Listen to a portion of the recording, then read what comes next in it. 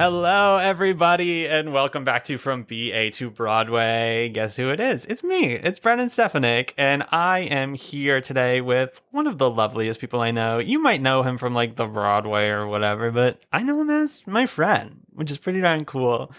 Folks, it's Mike Cefalo. What's going on, Mike? Hello. Thank you so much for having me. Dude, great to be here. Thank you for being here. I'm so happy to have you. Mike, what's going on? Not too much. I love that for you. Did you go to school for theater? I did. Okay. But I guess our episode could be titled BM to Broadway because I did not get a BA or BFA. Whoa. What's your BM in? I went to Baldwin Wallace University in Berea, Ohio. They offer a BM in music theater. What is Bachelor of Music. Understood. Yeah. Okay. Wild. That's awesome. Yeah, it was cool. It was like a lot of conservatory training, like solfege classes, a lot of music theory instruments in addition to like theater studies and acting and all that. Yeah. I forgot to, right before I even did that, I forgot to ask, who are you and what do you do? Oh, hello. So we're not following the script. No, it's okay. We're fine. It's fake. I'm Mike Cefalo. I'm an actor here in New York. People that are listening may know me from some projects like New York, New York, The Band's Visit, White Rose, Cast Album Out Now, listen to it, please. Please do. Or The Little Mermaid with Brennan Stefanik. That is how we met, indeed. And yeah, here we are. We're soul brothers. Dude, so happy to have you here. Folks, there's a lot of stuff out there, a lot of places to work, a lot of things to do. We've been chatting on and off about stuff, but today we're going to really break it down for you right from the very start of it all, you know? Community theater. Community theater. It's a rite of passage. It really is. Did you do a lot of community theater in your younger days? I did. So my parents do like real estate as like a hobby / side hustle in their life. And when I was really, really young, one of their properties was rented out to like a performing arts school / community theater. Amazing. And so they just like kind of stuck me there. Gotcha. And then did you go to that school? Yeah, it was like an extracurricular thing. Oh, understood. And so then they've had to suffer the consequences from there on out. But yeah, so doing like community theater, even as a kid, was the thing that like got me started. Of course. As an actor. That rocks, man. I love that for you. How old were you? I must have been like 6 or 7. Whoa. My first show ever was the role of Greylag in Honk Jr. I don't At know least Honk first at all, musical of all time. Amazing. Maybe first role. I don't know. Okay. Rock and roll. And you've been doing it ever since. Look at you. I love that. Folks, go do things when you're young. That's go do things. Cool. Please do. And don't do sports if you don't want to. Don't do sports. I mean, you can, but not if you don't want to. You know, I quit a lot of sports when I was Oh, me too. Did anything stick for you? I really enjoyed soccer, tennis, swimming. Okay. So like all of the like non-mainstream ones. Yeah, I think soccer was the one that stuck the longest for me. And I think that's the only one that stuck. I quit baseball the first time I got hit with a baseball. That was it for me. I quit karate because people wanted me to stretch and it was uncomfy and I didn't like that. So I did taekwondo, but my mom never let me go to the belt advancement ceremonies. So even though like I did it for like maybe a couple years, I was always white belt. Oh, that's tragic. I know. Why? I don't know. We were busy. Okay, understood. Karate was a wild time as kids. I just wanted to be a Power Ranger and that was just not what it was. And now there's still time. Now I sing and kind of dance, you know, as we do. Honestly, should we take up karate? Yeah. I mean, you box, like that's kind of similar. Yeah. Listen, add a martial arts into your routine. It's fun. It's a good workout, but like also like I found that through boxing, it was like a really fun kind of community building thing. I met a lot of friends there. Heard. That's important. That rocks. Go community. Go community. Back to our theme. Oh my God. Yes. Community theater. Wild. Yeah, folks, it's a rite of passage. It's one of those things that it's kind of everywhere. So it's very accessible, which is lovely. Some of it are regrettable times, and that is important to experience. But you know what? Some regional and higher tier theater is also regrettable times. So that is going to be a common theme, folks. But I mean, as far as like community theater goes, like though this wasn't the standard during my time, like we're at a place now where if you're like an actor starting out, like doing community theater shows could be a great way with like even how community theaters market, like to get footage for your reel, to get experience and like get just footage of you doing a dream role or you crushing it or doing something absolutely to then advance if you want to. That's exactly right. Or if like you forget, as I often do, that art is fun and you can just do that shit. Like, go do a show, go sing because you like to do it. Please do. I feel like a lot of like my longer lasting friends that are not like working in theater are from community theater, like still in that world. And like, I think I've mentioned this once, but like that was also like where I realized that there are adults in life who are like artistically enriched in that way. And like, I don't know, that was just a huge eye-opening experience for me. So folks, also like, I don't know, if you grow up in a small area and it seems like the future is very white picket fence and everything, that community theater is such a door to what else is out there in that regard, which is just, I don't know, is very important for me. And I 100%. think a lot of people, you know, so get out there and try it. You know, I mean, generally speaking, community theater is not paid. I think every once in a while, there might be someone who is getting paid to be in a production. For sure. For whatever reason. So like there are certain times and stuff, but I think generally I would not expect to be paid from that. That's kind of just for your enjoyment and your growth and all the bonus perks that come with it, you know? It's great. It's really great. So what would you say, is there anything other than pay that differentiates like a community theater from a regional theater? Or I guess union contracts as well, but like... I would say probably yes and no. I mean, I've seen a time commitment. Time commitment for sure. Community theater is usually... rehearsals are happening in the evenings. Budget is a huge thing. You know, not everyone is going. There are some community theaters with huge budgets that do really, really high production value of things, which is also like really amazing. Like I love that. I love to see that. And and then like the union aspect of it, there is no union involvement, so there are not certain protections for, I mean, any of the staff in their regards, you know, that you would get in professional theater. But like, I mean, other than the fancy logistics, it's theater is theater, you know, the processes are always kind of the same. Yeah. You're always going to be towards the end and feel like it's not together, and then it's going to come together. And you're going to deal with tech week. Yeah. It's like all of those little things, those experiences that we have are all present in the community theater realm. Yeah. It's just kind of, it can be a nice stepping stone to like get your feet wet and like start to learn about these things and figure out where you like your mic tape and all that jazz, you know, just all that kind of stuff. So find it, you know. I don't know. What do you, any other differences that you can think of? Nothing that I can think of. I don't know if I had an answer to my own question, but I do think it's an interesting. Yeah. I mean, like I've done a couple of community theater shows where like the production value was really high and like our set was absolutely gorgeous. The lighting was incredible and all of that jazz, you know. It's really, that was also like a first step where I was like, okay, this feels like I'm on an incline of what a career in this could be, you know. I've also done some very low budget shows that likewise happened. But you know what, then like you do like actually learn about theater magic, and totally, while you know, the product may not look great like on Instagram or in show photos or like a video, like there is always that, like, even at a low budget thing, I've even seen things that had like a shoestring budget, but like because I'm there live and because like just how good like even LEDs look this year, it's like, oh, this is theater's theater. Theater is theater. And I mean, I still look back and those are some of my fondest memories, and those are some of my funniest memories. Oh, and, you know, a lot of good comes out of it always. You'll always learn something doing a show anywhere of any kind, you know? So that's important, folks. Never doubt those little tiny experiences. I mean, then you kind of have like the realm of educational theater. And I think I consider that to be more college theater kind of thing if you are in college, because it is, once again, like folks not getting paid and stuff, but then you start to get... Now, can you tell me what you mean by college theater? You're talking about if you're in a program, or you're talking about like... I mean, I think productions that are happening via college programs, I would say. Sure. So, for example, like you could be at my college, you could be in a show as a community member. Like you could come and audition for regardless. Real? Yeah. Oh, that's cool.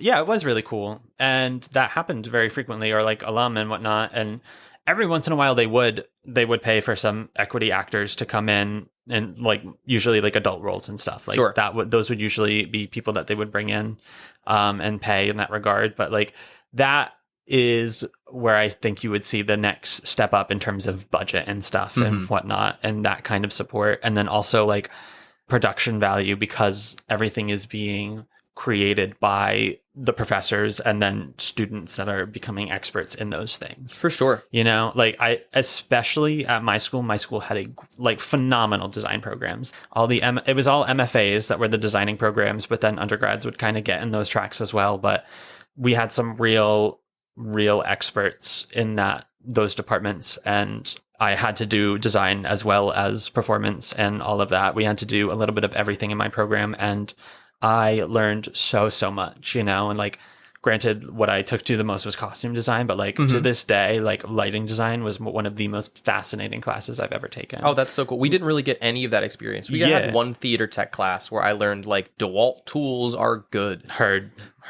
We definitely we made a lot of jokes about the ball peen hammer. The ball peen hammer. I can't even tell you what ball peen hammer is, if I'm being honest. Either, but I remember the name. Of course you do. Yeah, like during our first semester, we would take like an introductory class. So we would just take like one little fun class that's a look into each design field. And then later on, you would have to take like more advanced classes in one or two of those things. But yeah, I did choose lighting for that other one. And to this day, I'm like, that was like fun and interesting. And like, I would love to just like do a one-off little assistant whatever someday, you know, like just those kinds of things. So yeah, college theater does start to enter that realm of a little bit higher production value. And then you're gonna get a look into more. I feel like also they want to give you a little bit more of a look as what professional quote unquote theater looks like. So then you start to see the evolutions in those regards. Yeah.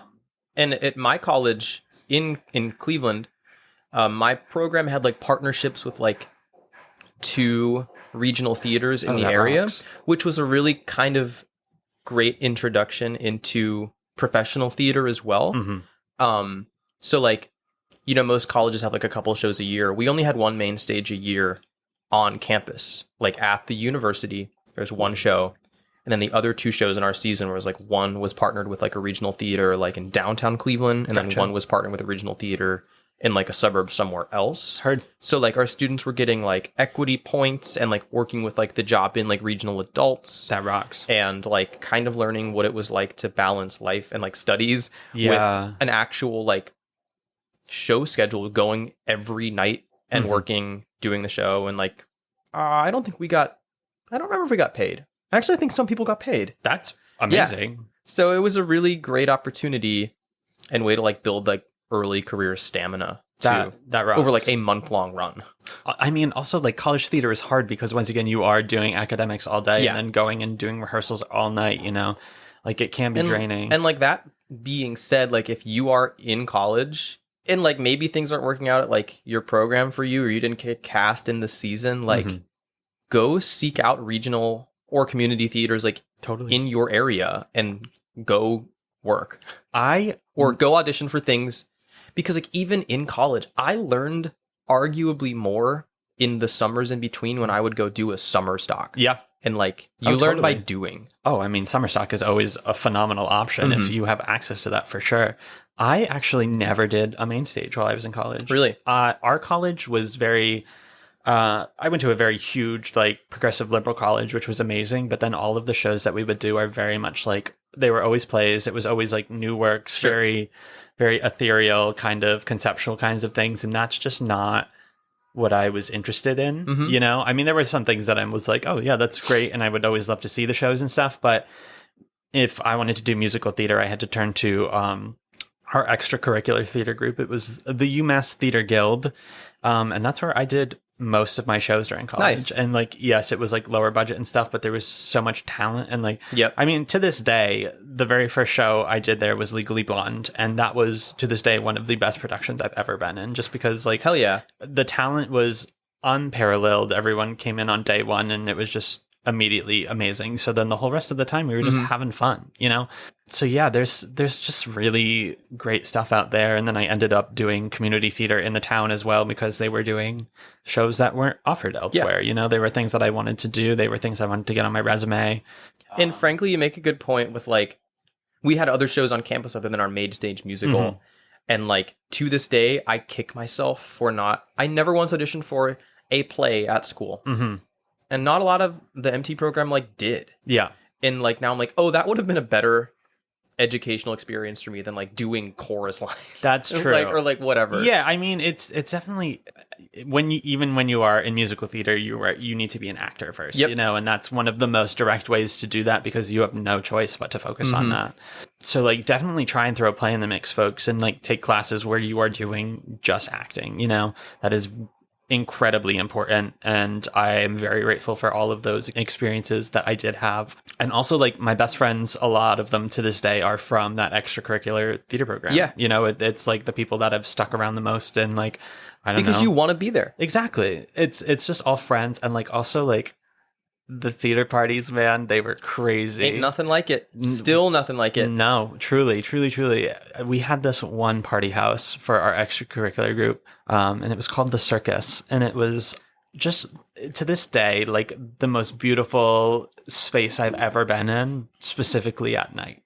At night, it just was a party haven. It was also like such a safe space too, where we could just like have fun and let loose. You did not want to be in that building during the day. Oof. It completely changed. It was very much jarring. Also, you would only really end up there during the day if you got a little too swifty the evening bad. Before and you had to sleep on the couch or floor there. So luckily I never had that experiences, but like I did pay a visit once or twice during the day, and it was a very illuminating experience. Oh, for sure. Oh, good times. I miss college. I do. I don't. I should say I only miss college for the reasons of convenience and not having to be a real adult. You know, like I miss having my friends so close and easy to get to, and like food being so easily available and not paying with quote unquote real money. You know, like I miss all of the conveniences of that. You know, I am not an academic. I have learned, and I don't want to go back to especially gen eds and all that crap. Yeah, no, not for me. Yeah, I do miss that, and like the area was just beautiful. So I look back very fondly on those memories, and I love to visit the place and whatnot because it's all there still. So, but yeah, college theater, crazy. College theater, check. Educational theater, amazing. Can have it on your resume. Great. Rock and roll. Next, we're getting into what I think we would then start to deem quote unquote professional theater. I feel like I think of professional theater as anything you are being paid to do. Okay. I think that would be my definition. I don't know if you feel differently. Yeah, like stipend on. Yeah. If you're being paid, you're a professional actor. There you are. That's it. Like bottom line. Yeah. I mean, if you are getting paid to do anything, you are definitely in the profession, you know? Yeah. Whether or not you can call yourself a professional, that's up to you. You know, it's whether you put in the work to like really do that. That's a whole other conversation. But like, yeah, for sure. If you're being paid to be in a show, you're in a professional show. That's exactly right. This is a complete tangent. Have you ever heard of TaskRabbit? Of course. This is brand new to me. You think I'm going to mount my own TV? Like fascinating, absolutely fascinating to me. Folks, for those of you who don't know, which might actually just be very few, just a few people like me. You think I'm going to install my own air conditioning unit? It is an app of people with just any skill you can imagine. It's an app with people with drills. Yeah. My roommate just had someone come to our apartment and mount his TV. They were done in like 7 minutes. I was like, that's incredible. You know, I did mount my own TV, which I'm very proud of. You know, I'm so happy for you. Thank but you. Like, let me tell you, when I go on there and it's like Gustavo has 5,000 like 5-star ratings and can be there tomorrow with a drill and a ladder and will clean it. Yeah, done. Truly, it's really opening doors for me. I'm very excited to delve into this realm. But let me tell you, a lot of professionals on there. It's an app for pros. It really is. You cannot hire an actor from TaskRabbit, as far as maybe I'm going to put my. I was going to say, are we about to go on TaskRabbit for acting? But like, you can find me on Actors Access, TaskRabbit, IMDb, BrennanStefanik.com. You know, wow. Honestly, we're onto something. It's just us two, though. We're the only two that can do it. Don't do it, folks. Don't get out there. This is we're patenting this. We're gatekeeping this for sure. But yeah. Okay, so anywho, that was just amazing. Back to professional theater. I think first, and so it looks like on this you have like professional theater broken down as to non-union theater, non-union tours. I just think it is like the different kinds of gigs that you will be experiencing as a professional actor, for sure. no matter what, every single gig and contract you will ever have will be different in some regard. Yep. There are just different kinds of things that are more stark than others. So starting off with like non-union theater, I would say it's a professional theater. It's anywhere and everywhere that pays their actors and staff, but doesn't necessarily have a partnership with the union. So and certainly likely will never market themselves as, quote, a non-union theater. Correct. Because it sounds shady, but most likely not. You will still see all of the listings on Playbill and whatnot, and but then when you get into the gist of it, the contracts will not be union jobs in that regard. Sure.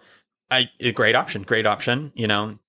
Get those professional credits on your resume. A lot of them are very reputable, you know, like people know these places and whatnot. And it's a great thing to work and get that experience, you know. I think all of the risk that you will take with a non-union theater is that you do not get those union protections, I will say. Yeah. Pay, yes, you know. I'm trying to think if I've done this. A non-union production, okay. Like, strictly. I have not. I don't think I have either. I have a lot of friends who have. I have a lot of friends who have. Both good and bad experiences. Exactly.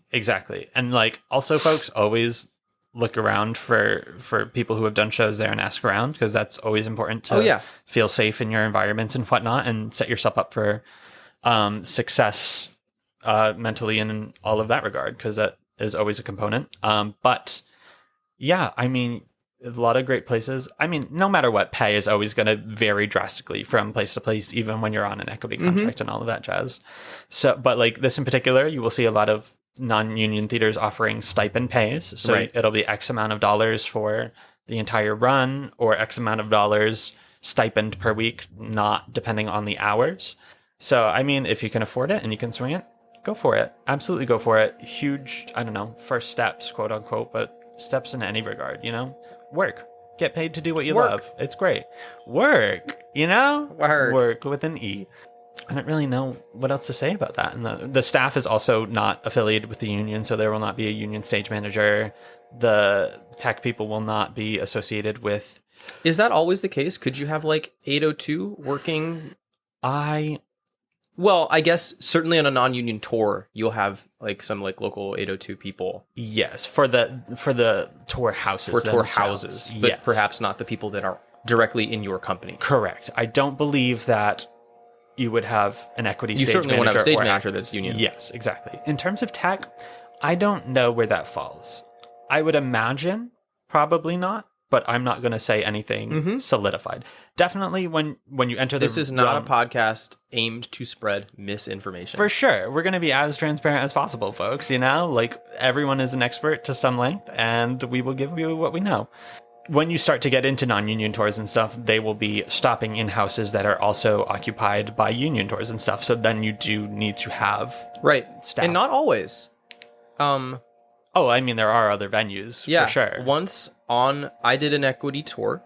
Okay. And we played, I believe, one non-union house. Oh, okay. On our run, and we didn't notice anything different except they were we've never been treated so nice at a house. We were like, you guys are so nice to us and are so happy that we're here. That's amazing. What was it? What was the house? It was the Peace Center, I think. The Peace Center in Greensville, South Carolina. Amazing. And it was, honestly, Greensville was one of our favorite stops the entire year. It was so fun. That rocks. I mean, generally speaking, any production, could even be community theater, can negotiate some form of contract with equity for a performer or staff member in some regard. Like, that is always an option.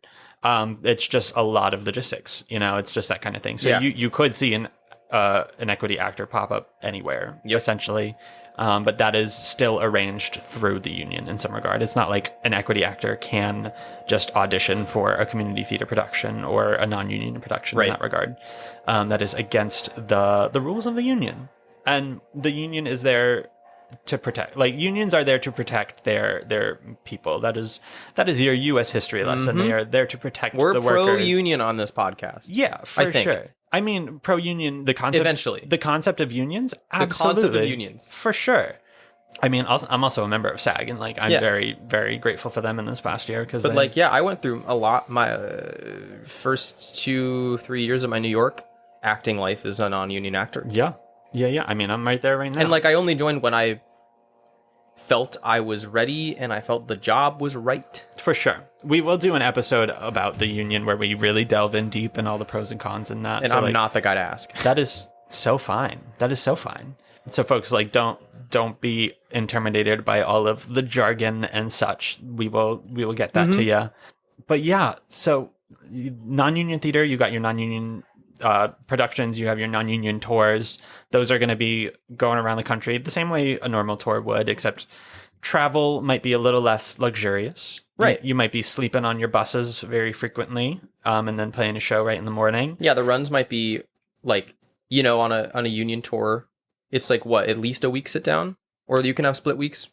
I don't know. I don't know either, but like I know there's a lot of one-nighters on a non-union tour. For sure. Not always. Yeah. And then like you aren't protected by like those like certain things, like they have to wash the costumes like X amount of times, or you have to have a PT on the road if like you're in a show that's like really physically demanding. For sure. Or things like that. And like that will still all be like listed out in your contract in some regard. Like they're usually pretty transparent about that stuff, but like when you get into union tours and stuff, like there are like travel protections and all of that kind of stuff. Like you're protected in those regards as well, and where you will not necessarily be in a non-union tour. And that's not to say they aren't safe to do in any regard. No, I auditioned for a ton of them when I got here. For sure. You and me both, brother. But yeah, and like I know I have tons of friends doing non-union tours and having an absolute blast. Like there's some really great stuff out there. So that is always a phenomenal option. I can't really. Yeah, there's no equity contracts, and there are just less restrictions, I would say, is the real difference, and they're not quote unquote sponsored by Broadway, right? As folks like to hear and say, but that would really be the only differences in my brain. Yeah, me too, I guess. Great. Moving on. Then we start to get into our good old regional theater. Which is a whole can of worms. It is a whole, anything's a whole can of worms, but this is a very a big can of different kinds of worms, This is where things the rules all start to get kind of murky a little bit. Yeah, this is when you get into different tiers of contracts and tiers of theaters and... Exactly. So, regional theaters are called so because they are in regions. They're in the region. They're in the region. They are just region. They are in the regions of the United States, and they are able to have equity contracts. Usually, I would say they have X amount of equity contracts, and then you get into some that are like completely equity. But I would say more often than not, you will have both union and non-union actors in that space. It's so rare to see a theater that does a regional theater that does an entire company of union actors. It's expensive. It's an expensive thing to do. Like who does that? Muni? Yeah, maybe. Walnut Street? Maybe. PCLO, maybe. Yeah. But even then they have local actors. Yep. I think that's a big thing too, is that regional houses will always try and rely on local actors as best they can. There also are a lot of local actors in the union that they can pull from and whatnot, but also if they have very talented local non-union actors, they're going to pull them in because they don't have to give them housing, right? They don't have to pay for travel and all of that jazz, and they can pay them less. They can pay them less than the quote unquote equity minimum. Yeah. I feel like that usually depends on the size of the house, is how the pay rate goes. There's a lot of different things that go into the pay rate and all of that jazz, but more often than not, the smaller houses will have smaller budgets in that regard. But yeah, that's when you start to see the mix of everyone kind of coming into the same space, That is all of the professional work that I have done have been in regional theaters, and there will be X amount of union actors, X amount of non-union. And I have also been in a production where they paid for travel and housing for me. And granted, they did not pay me as much as the equity actors, but like I was still a non-union actor. Sure, you're a New York hire. Yeah, they've traveled out. Exactly. So yeah, anything can happen. But then once again, they also do have to abide by a lot of rules of the union, But like, as I think of course they do. But I think like as a professional actor, doesn't matter if you've been on Broadway 100 times, totally, whatever, you're always going to work at a regional theater. 100%. You're going to work there for the rest of your life. Of course. And that's kind of the gig of being an actor, folks, is like when you sign up for this, it is important that you know your own feelings on traveling and spending time away from certain places and whatnot. That should be a big factor in considering this career, because I personally am like, I need to be able to travel. I need to, when I'm picking my survival jobs, I need flexibility to be able to say, I need to leave for 2 months to do this thing in whatever state or whatever, or I need to have the backbone to say, hey, I'm leaving, and that might result in my termination, that kind of thing. Like, traveling as an actor is kind of part of the gig, unless you are Broadway legend and whatnot. But even then, they're still traveling around. Yeah, even then, you're going to get, Broadway legends get paid a lot of money to go do a regional show. Exactly. Or they just need healthcare weeks. Also that. Folks, in order to get healthcare from a union, you have to work X amount of weeks. You have to work a lot. Yeah, you have to work a lot. Which is why a lot of people in the union still don't get their healthcare through the union. It's. I can't wait for your union episode. Oh my God, it's going to be very interesting. I'm also like learning so much about that right now. Like, I am learning a lot of like the rules and stuff, even about like auditions and whatnot. It's a lot. There's so much involved, and like also like I had a lot of misconceptions, I would say, just because of what you hear from people and experiences with the union, and like also just the experience of like not being seen at auditions. Right. It's very easy to get discouraged by the union, but then I also learn of all of like the restrictions that are in place for certain reasons, and I'm like, okay, there are rules and there are reasons for the rules. So it's just just a huge moral dilemma, but like, yeah, it's a big old. We love a moral quandary. And there's tons of them. There's a whole lot of them in this industry. But yeah, folks, regional houses, I mean... You will do them. You'll always do them. You will always do them. First of all, wherever you are right now, go on... There's a good chance there's a regional theater near you. Exactly. And you can go on the internet. There is a database where you can search equity houses in the U.S., regional theaters or whatever. Oh yeah, we never classified. I guess any equity house is a regional theater? Yeah. Are there non-union regional theaters? I mean, I think regional, quote unquote, just determines that it is in a region. Sure. I think what people tend to think of when they talk about regional theater is equity houses. I guess anyone could really call themselves a regional theater because they are not the Broadway and they are in a region. But I think when you... But yeah, colloquially... When you hear the jargon of quote unquote regional theater, it is usually... An equity house. An equity house. So to some degree. A theater that is partnered with the Actors Union in some way, shape, or form. So yeah, they have to offer certain protections. They have to do all that jazz. And every production will have a quote unquote equity deputy. What do they do? They are around to... Also, what is it? An equity deputy? Yeah. Is one member of the company who is in the union. There is a vote on the first day through all of the union actors, and they will decide who in the company is the deputy. And this person is a figure that any equity actor can go to if they have any issues that they think is a union issue. So like, hey, like our break schedule, 5 and 10 minute breaks are not being honored.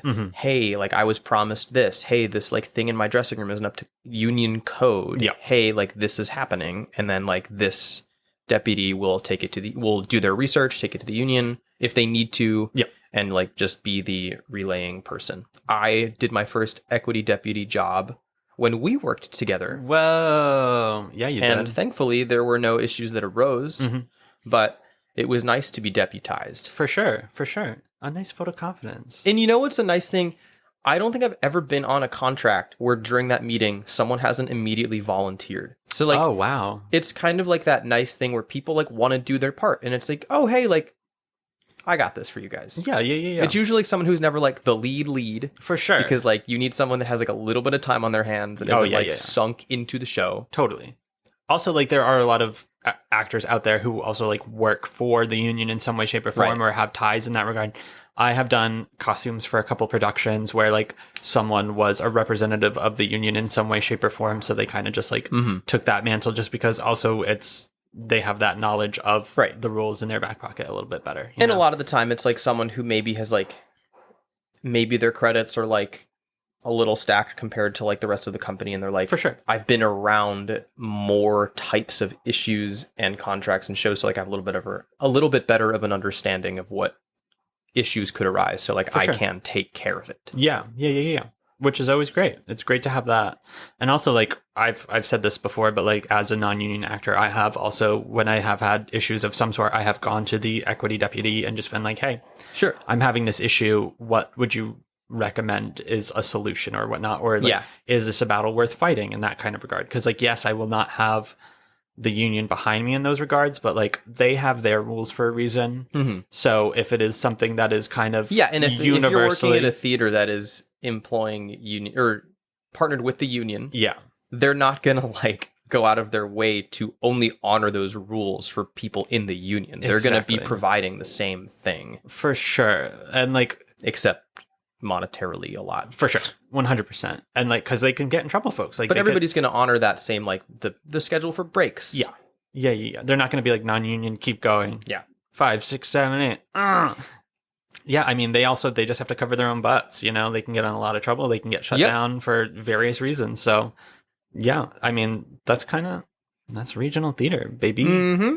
And it's a great time. Also, like, what a great way to see other places, you know?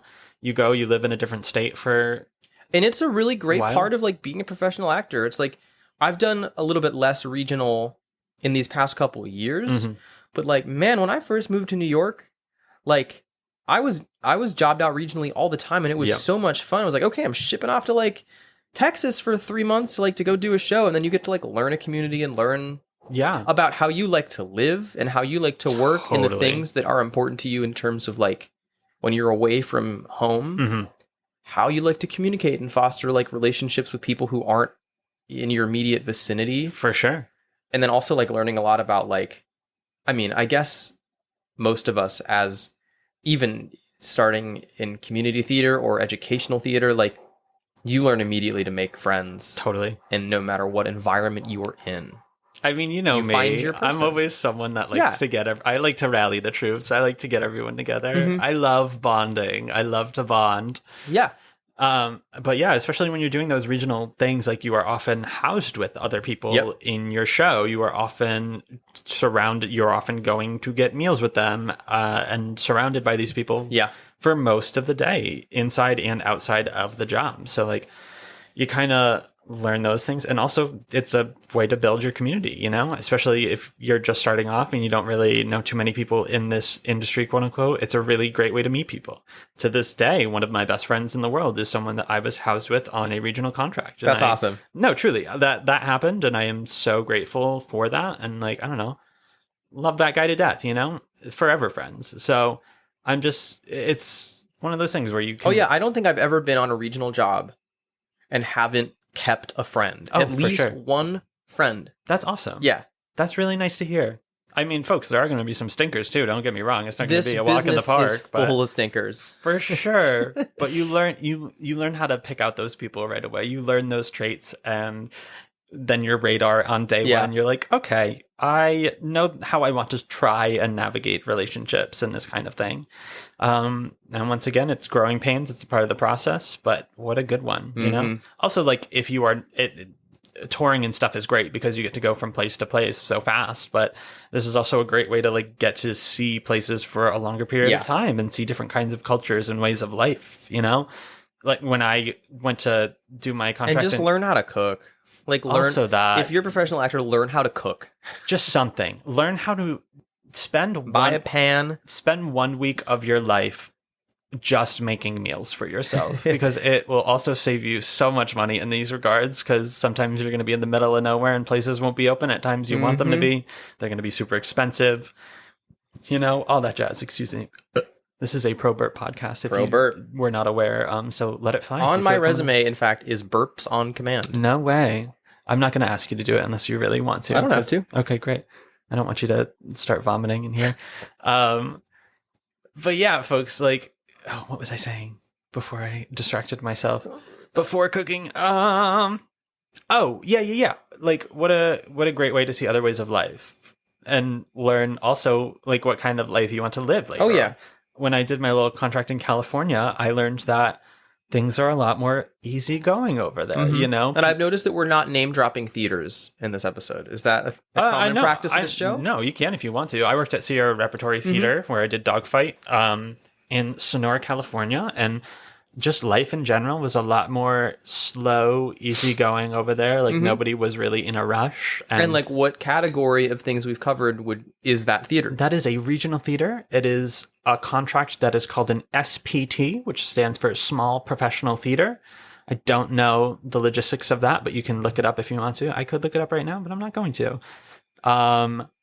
And yeah, me and my Massachusetts upbringing, like trying to drive in these places was like, why aren't we going faster? Why aren't we going faster? Why am I waiting 10 minutes at Starbucks? You know, that was jarring. Where is my double insulated Dunkin'? When I went to Starbucks for the first time and I was just sitting there and they were like really just like taking their time and like chatting around with everyone, I was like, I'm not in New York anymore. I was like, that was the reality check of tour for me, to be like, oh, I'm so used to this fast-paced life, and like now things are slowing down. And also, like, I had to check myself too, because I'm very much planning to the T of whatever time I have to do X, Y, and Z. So and like, I'm someone who's like so guilty of like the New York like snobbery. Oh yeah. So it's like, of course, it's a good reminder to like chill the fuck out and literally just like be a good person. Literally. So yeah, it's also just a useful tool for growth as a human to learn how to adapt and learn in different ways, you know? Oh, good times. Really good great times. Okay, so looking at this breakdown you have of theater types, we're now going to move away from kind of like country global theater to localized New York. We're going to hone in on the terms that we hear and we know. We're going to set our own terms. Folks, we're moving into the off Broadway. That is something I hear, and when I first started hearing it, I was like, people are so silly. And you know, that's not real, is people it? make jokes like, oh my god, like this show is like off Broadway. Exactly. Okay. However, there are actual... Yeah, it's a classification of professional theater in New York City. That is off Broadway. Off Broadway. And that is a theater that is in New York City, typically Manhattan, probably only Manhattan. I don't think there's any exceptions to that regard in this city. You don't think there's off Broadway in Brooklyn? I think as a classification, it has to... I know for Broadway, it is a classification within range of streets. Yeah. But like, what would be like BAM? Is that like an off-Broadway theater? I don't even know where that is. Brooklyn? That's a great question. I know there are several exceptions. St. Anne's Warehouse. It's a handful. Sure. But from my little research, an off-Broadway theater is what's the word I'm looking for? Categorized? Yes. Sure. Is categorized as a theater that is in New York City and is less than 99 seats in the building. Yes. That is an off-Broadway theater. Yeah. And like one thing like I always thought when even before I was in New York, like kind of off Broadway and off Broadway gets a bad rap in a way because I feel like kind of like America as a whole has classified this largely from like how it's portrayed in media, for sure, to being low budget or like dog shit theater, which like continue. Sorry, I'm just breaking everything. Which is truly like not the case at all, because like any classification of theater has nothing to do with budget. No, like, and arguably like, a lot of like critics' picks and like the best theater you can see is going to be off Broadway or off Broadway. Some of the most artistically fulfilling things I have ever seen in my life was when I went to the Edinburgh Fringe Festival and there was a show in just every little nook and cranny of a city and random places and bars and coffee. Excuse me. Thank you. Nice. Thank you. On command. Bravo. It was shows in just little unconventional spaces, no budget, no costumes or whatever. It was those that I was like, wow, theater is amazing. These shows are beautiful and wonderful, and this really is why I want to be an actor. You know, it's because of things like this. Like that is some of the best places to do your job, get paid to do your job, and feel fulfilled by doing your job. You know? So yeah, I mean, off Broadway and off Broadway, nobody knows what those qualifications are, so they often dismiss that as, oh, you are not on Broadway, and therefore you are just another Joe Schmo actor, you know? And now off Broadway, is this all union? Are there equity contracts? That's a great question. I actually don't know. I don't think that union affiliation has anything to do with classification. I agree. That is my understanding. I feel like I have friends who have done off Broadway and off Broadway oh wait, yeah, no, actually definitely have. This has like there's shows like the things that happen at like the Orbach that like correct. To my knowledge are all non-union. Correct. It is like non-union and or like regional theaters, but specifically in New York City. Right. You know, that is kind of what we get in terms of off Broadway and off Broadway. So yeah, less than 99 is off. Off Broadway is 100 to 499 seats. That is for off Broadway itself. Yeah. And that's like a lot of the times, like, again, it's like people are like, well, what makes it off Broadway? It's like just that it's a smaller house. Yeah. That's it. You can have a show with the exact same budget of a Broadway show that is in a 499 seat theater, and then they get you're at an off Broadway show. Then they get to make it look prettier because then they can spend more money on doing those kinds of things. You know, it's just. Being on Broadway is amazing. It's great, yes, but that if you were not on Broadway, it doesn't disqualify what you were doing. Not it doesn't at all. discredit, like you are still doing the thing. Sometimes you're getting paid just as much, especially with a lot of these off-Broadway contracts and stuff. Like these are completely viable options, and that is a huge stigma in this industry that we need to really break down. Agreed. And in societal understanding, you know? We have terms for things so we can categorize them for certain reasons because you need to, you know, but that doesn't discredit any of the other things, you know? That's exactly right. There's so many great off-Broadway shows, and like there are so many quote unquote Broadway shows that are off-Broadway, you know, like look at like Little Shop. Yeah. People consider Little Shop to be a Broadway show. It's a Broadway show. It's a Broadway show. It's in a theater that is smaller than 500 seats. Yes. So therefore it is not logistically a Broadway show, but you see that, you're gonna likely see a celebrity playing a role. Yeah, you think Corbin Blues coming to just any little you're theater? Gonna see incredibly high production value. Yeah, so that's what you need to know, folks. Yeah. Tell everyone you know. Go out there, shout it to the masses. Go see an off-Broadway show. Go see an off. Go see an off-Broadway show. Also that. Don't be a little bitch. Yeah, don't do it. If you don't do it, you'll never make it in this industry. I love saying that. I take it back. You guys know it. Yeah, I don't know. There's just so much great stuff in New York. Oh, we also just had the New York Fringe, you know, that was happening around. Of course. I saw one of my friends had a show in it that was absolutely phenomenal, you know? It's just, there's so much. There's so much and so many ways to work professionally as an actor in ways that will be fulfilling and also pay the bills, you know, which is great. There are so many options, so don't discard any of them. Don't frown on any of them. Do everything. I've done an off Broadway. I've done an off Broadway. I've done a Broadway. So like each experience was really great. Yeah. You've done it all. Yeah, like my off Broadway experience, it was like a showcase contract. It was like a stipend thing. But like it was a really great way to like do a show in New York City and work with like New York creatives. Exactly. And you have the benefit of like doing a thing and being able to invite anybody, any friend, any industry person to come see you do a show in New York. And it's usually more affordable too, which is absolutely wonderful, you know? Also, like, folks, do whatever you can in the city because you never know who will know who. Nope. You never know who will see something. Exactly. You know, some people are going to show up to see their friends and it's going to be your absolute freaking idol and you didn't even know it. And like, it is such a good and important way to meet people and make connections. And keep the theater industry alive here because like a lot of people are like anti the way Broadway is like so commercial. They're like, it's all movie adaptations. Totally. You will never see that off Broadway or rarely see that off Broadway. Yeah. Like you'll see original theater. You will see like really artistically fulfilled actors doing important work. And like a lot of the things that are on Broadway that are getting the highest reviews and the best kind of stuff are things that started off Broadway. And then we're seeing and people are like, this is so amazing. We need to keep this going and let's make it even bigger. You know, it's that kind of stuff, you know? That's where they got their start. That's where they got their origin. A lot of them are doing these shows in regional houses prior to coming to Broadway. Yeah.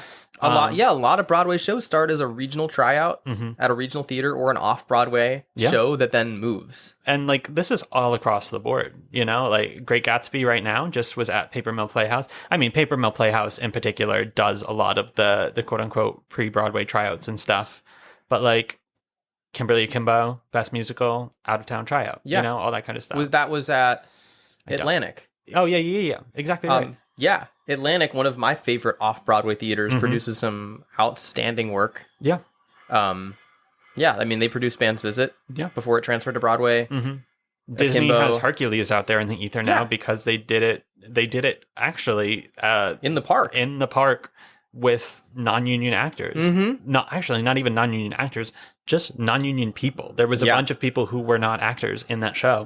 Then they moved it to Paper Mill, and now it's in I think it's in Hamburg right now. It's in Hamburg, Germany, and it looks incredible. Yep. It looks absolutely freaking stunning over there. But yeah, also you never know what you're gonna. Also, you never know what you're gonna do and where it's gonna go. Yep. Too, because there's a chance that you're gonna do something. It's gonna get picked up. They're gonna keep you around because you are an expert. It saves them time and money and all of that jazz to keep you going on that track. Oh, it rocks. Theater rocks. Theater rocks. It's so cool. Everyone should check it out. But yeah, then we move on to the big white Broadway. way, the end all be all, the biggest dream, the end goal for everyone. I don't think it's the end all be all. No, that was all sarcasm. Good, thank God. That was absolutely all bro, sarcasm. what kind of podcast am I on? Sorry, man. I mean, yeah, everyone wants to do it, but everyone wants to do it. Yeah, I want to do everything. Yeah. Broadway, we're looking at 500 seats or more. It's just kind of jumping off the off-Broadway. It is 500 seats or more, and it is geographically located between 41st and 54th Street, between 6th and 8th Avenues. And in Lincoln Manhattan. Center. That is the one exception, is the Lincoln Center Theater. I don't remember what the name of it is. The Vivian Beaumont. There we go. The Vivian Beaumont Theater. That is the one exception to Broadway. That is that is factual. It's facts. That is actual factual. Boom, boom, boom. And that is what makes a theater Broadway. And there's a ton of them. There's a ton of them in And like weirdly, Roundabout is considered a regional. That is exactly right. Yeah.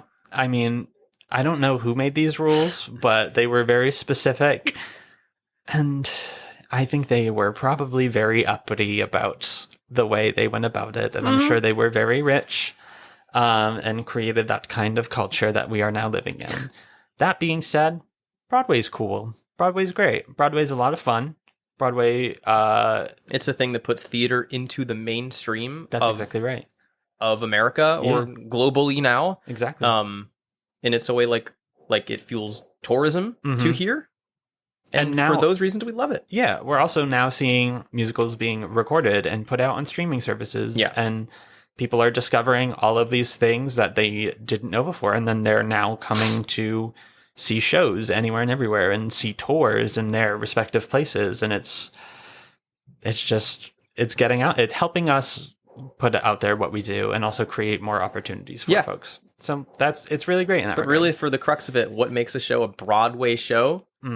It's in Midtown New York, and it has more than 500 seats. It's a big building in Midtown, and it is comprised of all equity performers. It is all equity performers, stage managers, tech people are total union with company. With their what is the tech union? IATSE. 802. IATSE. There we go. And yeah, that is the Broadway. It is often more funded. It is often funded by producers who are very wealthy and stuff. Yeah, and there's a minimum. Well, I guess for like if you want to get into it, for like there's a minimum equity pay for Broadway and for regional different contracts. We forgot to mention that. Your union episode, please subscribe to this. There will be a union episode that breaks it all down. Also, I will not be on it. If you don't have automatic downloads set for this podcast, you are fake. Please do it. It will help me immensely, and you will see the results later on in life.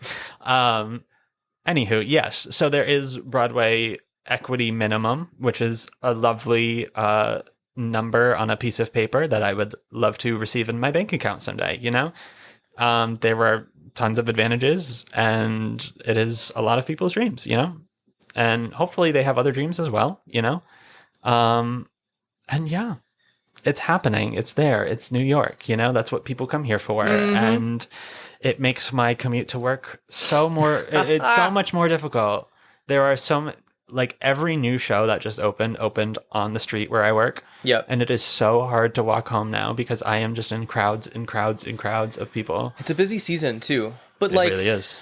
yeah. But also so much new work, which is rad, really rad. A lot of people getting new opportunities. A lot of my friends are making Broadway debuts right now. And that's really neat to see. You know, I'm really proud. I'm really happy. I like when I get to, And honestly, like while it's everybody's, or like a big dream of many people to do it, it is a job. it is a job. Like when I did my Broadway show, my life was all consumed. I'm sure it was. Like I didn't do anything else. And not for like lack of wanting to. For sure. But it was like, what's your schedule? An entire time commitment of an 8-show week. Like when you factor in a commute to doing 8 shows and the fact that like anything in New York takes so much of your energy to do, just like going to the gym, cooking, and like doing and being at the theater for the show was all that I could physically expend. Exactly. And like also folks, people on Broadway still rehearse. Oh yeah. I think a lot of people don't know that once you open a show, there are still rehearsals. There's rehearsals every week. There you go. For many different reasons too, logistically. For understudies, standbys, putting in a new person that's just like that got the show if it's a long running show. Yeah. It is all day affairs. It is 6 days a week, you know, usually 1 day off. Yeah. 8 shows a week. So if you're a professional actor, love your Mondays. 100%. Folks, even now, like every job that I do, I'm like, I am not available on Mondays, you know, just because logistically that is the day the day off. That is the day off where I can also then spend time with my friends whose day off that also is, you know, or at least Monday evenings. Take your Monday evenings off. Because that is the equity standard typically. That is typically the rule, which is why it happens every Monday. There are exceptions to that, of course, but I would say when someone says equity day off, they are most likely talking about Monday. So savor those Mondays, folks. Nobody looks forward to Mondays except for actors and stuff.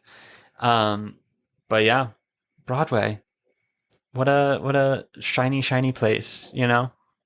The Gilded Place. The Gilded Place. We love it. What's the last thing I saw? The last thing I saw was Water for Elephants.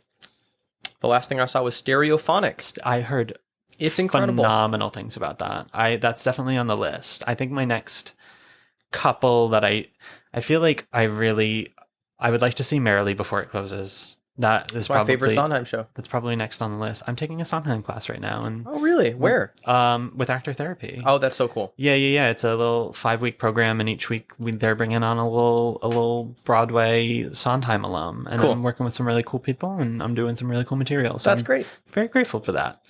But I'm singing a song from Merrily, and I've also never seen it ever, so I would like to go experience that. I want to see Cabaret really bad. It's wonderful. I really want to experience that.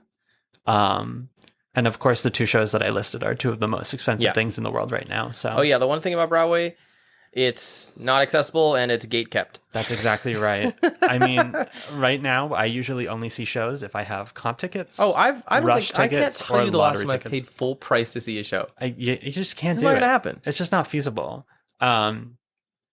But that being said, there are a lot of great ways to navigate that. We'll do an episode on that too, of like the ins and outs of like Broadway affordability and how to do that and incorporate that into your life. That'll happen when we talk about New York. And yeah, Broadway's a crazy place. It's a beautiful place in many ways, and there's a lot of idealizations and misconceptions, just like anywhere. Once again, Broadway experiences all of the same kinds of problems and experiences that community theaters do, you know? Absolutely. You will see, no matter what level of theater you're in, like I think I said at the beginning of the episode, like you're in a tech week. Yep. Like you're tired, people get sick. There are so many things that are just universal throughout this business and this art form, which is honestly so wonderful. Because we are all in this together, you know, it's a bond that you automatically share with people. It is such an easier way to relate, and once again, build that community in all those respects, you know? Yeah, I mean, that's showbiz, That's baby. showbiz, kid. Ugh. Someone said that to me once in a professional situation in a way that was just so enraging. I received it via email. All it said was, "That's show business." Wow. Yeah. You know what? I actually, when my show announced closing, it was actually a comforting phrase that somebody in a high power position that wasn't involved told me. They were like, hey man, that's literally show business. Oh, like, for sure. Nothing here stays. For sure. I mean, it's the business. That term is so interchangeable in so many ways, but yeah, it really is. It really is show business. That's why we're here, folks. We're here to tell you the business of show business. It is a business. Yep. Which is easy to forget, but also, I don't know. Once again, it also helps you kind of separate your life from your work. Oh, yeah. You know, which is so, once again, I think we've mentioned this briefly so many times. It is very important to find that balance and have that understanding of that. And then also, you need to have understandings of what you're getting yourself into in terms of that balance when you are doing things like Broadway. You need to know that. You need to know the time commitment. You need to know like physical toll. Your life, your outside of work may not be so present and enriching. You may not be able to do as many things or attend as many events and whatnot. And that is part of the life, you know, that is part of the way it goes.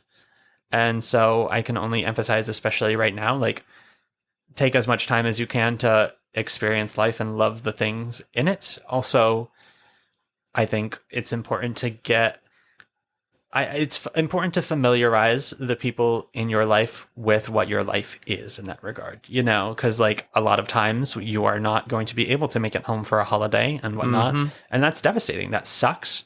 And it always sucks for everyone involved. But like, when your folks realize that it's because you are doing something that you absolutely love and are dedicating your life to, it makes up for it in those regards. You know, it's important to kind of set that tone and that understanding, because there are unfortunate circumstances, but they are happening for usually good reasons. Yeah. You know? So no, it's funny. It's like the one business where it's like, oh, we want to work. For sure. We want to work. We want to do this because oftentimes we will not be doing this, and we will be thinking about the times that we did it and taking advantage of every second of it, you know? Yeah. Work. Playing pretend is pretty cool. Play pretend. Especially when you're getting paid to do it. It's so nice. It really is. Oh, good times. We're introducing the new closing question of the podcast. Mike, what's your favorite thing about me? Oh, favorite thing about you? Wow. Put on the spot. You just are you going to make a compilation of this like for after like episode like 50? I wasn't just thinking to, like, about it, replay but to yourself. Now I am. Absolutely. I might not even put it on it. One, I love that you play Smash Bros. Stop. Oh my God. That's one of my favorite things about you, but I love that we have really similar weird senses of humor. We really do. And that we can connect on that. We really do. You were one of those people where when I met you, I was like, this person is fascinating in a way that I know I'm going to vibe with, you know? Once we like crack those outer shells and like really just find what's there between us, it's gonna be beautiful. Wow. It wasn't even on this. It wasn't on the Google Doc either. It wasn't. So this really took me by surprise. I know, folks. This is raw. This is authentic. This is me feeding my ego. I might not even put it on. I don't know. Put it on. Yeah, I will. Folks, yeah, that's all of your different gigs. It's all of your different contracts. Once again, with every one of these. And feel free to DM Brennan with any questions. That's always a part of it.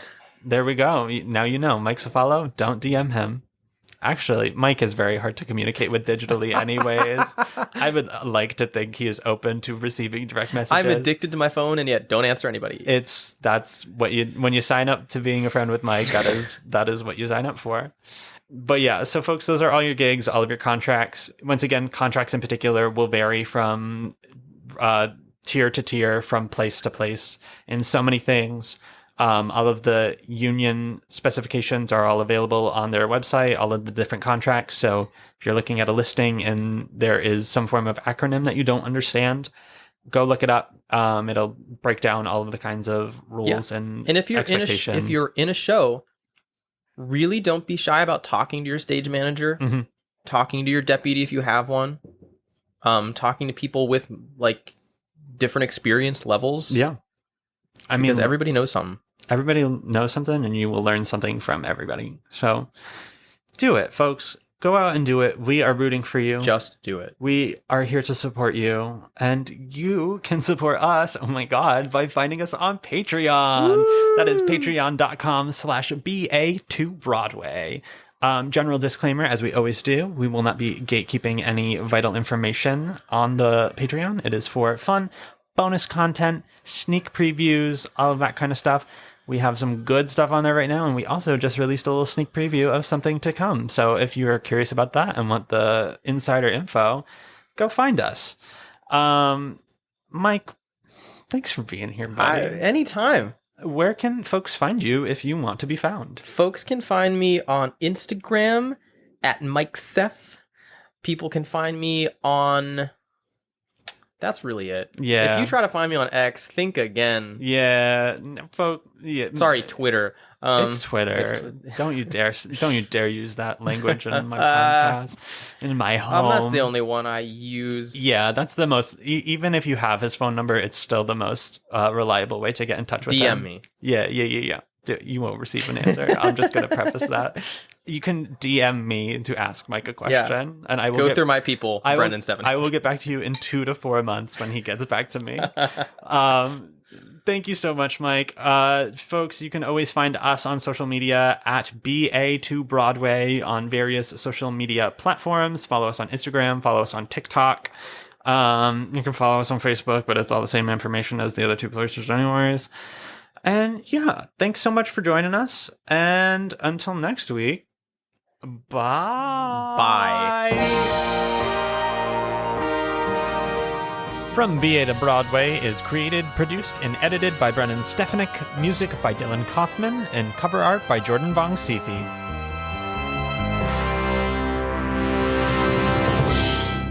That was fun.